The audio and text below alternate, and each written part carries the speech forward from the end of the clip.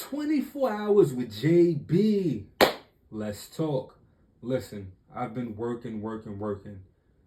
Thus, I feel as though I haven't given you all the financial education in which you deserve, right? Due to the scheduling, the grind, etc. At any rate, I'm going to go inside my notes literally. We're freestyling this just to give y'all a few jewels. Grab your pen, grab your paper, run it back, share it, etc. Let's get it. The first example is, or notes rather, arbitrage. Arbitrage is like buying a chocolate bar for $10 in one shop and selling it for $15 in another. Basically, you're exploiting the market, right? For the $5 difference. You know that they selling candy bars over here for $10, right? But they need chocolate bars over there, so thus I'm about a chocolate bar for $10 over here and go to that market and sell it for $15. That $5 price difference is what's considered a profit, yes, but that's also arbitrage, right? Again, arbitrage is like buying a chocolate bar for $10 in one shop and selling it for $15 in another. It's the art of making a risk-free, highlight that, risk-free profit by exploiting price differences. Let's keep it going. Come on, let's get it. Income statement. Now we're dealing with accounting. Income statements are very important because it tracks you refer to income statement as a P&L, right? Profit and loss. You ever hear anybody say, yo, bottom line, yo, bottom line is this. Bottom line, what that term stems from is an income statement. Why is that? What you receive, what you have coming in, right? That's your revenue, that's your top line. And then your bottom line is your net income. And I'm doing this with these hand gestures because it's an accounting statement. It's a financial statement, right? All companies, corporations, etc. use this. And thus you want to focus not on your top line, because your top line could say $30 billion, right? Your revenue, your sales revenue. But if that bottom line says negative $200, then beloved, I don't want to invest into that company. The top line matters, sales revenue, yes, but again, we focus on the bottom line because what you net is what you take home. You understand what I'm saying? Income statement tracks income and expenses, right? That's the purpose of it, to track income and expenses. It's similar to your budget. It tracks a certain period of time. Accrue accounting, that's what it's known as. That's what it falls under. Has a start and an end date, because it's for a certain period of time. Also called P&L, profit and loss statement, which I told you. Net income is added to retained earnings on the balance sheet. That's where you're going to accounting. Let's go. Let's keep it going. Let's freestyle. Let's really freestyle and see what we have here. I gave y'all a crude oil video.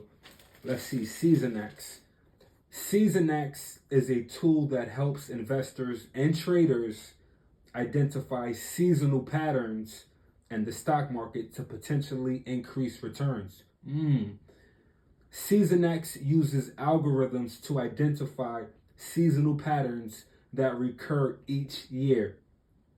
Over the past 10 years, SeasonX for the S&P 500 has been down. This is good. Get your pen. I'm going to say it again. Over the past 10 years, SeasonX for the S&P 500, that's the stock market, that's the index that's the index within the stock market, right? The S&P 500. So it's also known as the Standard & Poor's 500, right? But nonetheless, the standard over the past 10 years, SeasonX for the S&P 500 has been down. In other words, bearish. March, June, September, and October. Those 4 months. March, June, September, and October. And that's based off of SeasonX. Let's freestyle. A high dividend yield is a sign that a company used to be great, but no longer is. Don't let that go over your head. A high dividend yield is a sign that a company used to be great, but no longer is. Let's freestyle. We got the PE ratios. So, information technology. This is dealing with the S&P 500 as well, right? The Standard & Poor's 500. So, information technology. Now this is the S&P 500, it has 11 sectors, right? And I'm going to give you the names of the 11 sectors real quick. information technology, healthcare, financials, consumer discretionary, just freestyling, beloved, free game, communication services, industrials, consumer staples, utilities, energy, real estate, and materials. Now, information technology itself, IT sector consists of companies that develop or distribute technological items or services and includes internet companies. What internet companies, you ask? An example would be Microsoft, Oracle, and MasterCard. Microsoft, Oracle, and MasterCard, right? When you're dealing with computers, microprocessors, or operating systems, that deals with information technology. The ticker symbol to follow information technology companies is XLK. So what else we got? We have, let me just freestyle. The median length of a bull market is 5 years. Based on data going back to 1949. In other words, the stock market can go up overall, not at the same exact time. There will be dips, corrections, etc. But overall, the median length of a bull market is 5 years. And this is going back to 1949.